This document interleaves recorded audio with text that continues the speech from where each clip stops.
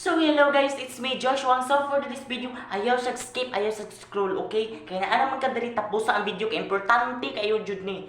About din ron guys sa Star Policy Program. Kanang patala ba? Sa wala pa nakabalo padayon mo og lantaw diri, okay?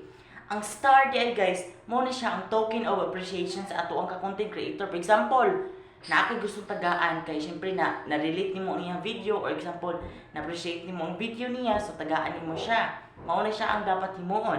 Pero kabalo ba mo nga star program guys nga pwede po di ay ma-deactive, ma-disable o ma-ban ang inyong account kung mali inyong paggamit. Okay, first sa mali nga paggamit guys, exchange og star mao ang pinakabawal mo, ang pinaka-wrong. Okay, sagot mo guys.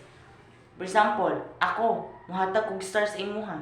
Unya, balikan din ko ng star. Bawal. Mauna siya ang pinakabawal kay ma-detect ka ni Meta, pwede low rate ang imuha video o pwede sa ma-deactive ang imong account kung sige mo ni mo ni ana o gimo.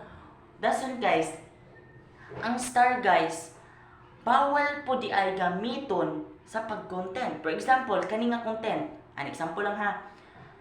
Kani nga content, mingon ko, kung kutob sa mo follow sa kuha tagaan akong star, mo di ang bawal guys. Bawal na himuon.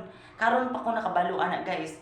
Kay karon pa man pud nako nabalaan, karon pa nako na scroll, karon pa jud nako nga time kay nakatesting po ko post like that guys. Pero kabalo na ko karon na which is wrong. Okay? Bawal na nato na himuon.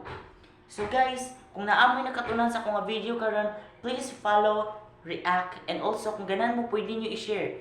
Kay ako sad guys, solid and legit, race backer did tigas inyo ha. Once makita mo, i-flex ta mo sa ako ang wall. So, more na guys, thank you for watching and God bless you all. Bye!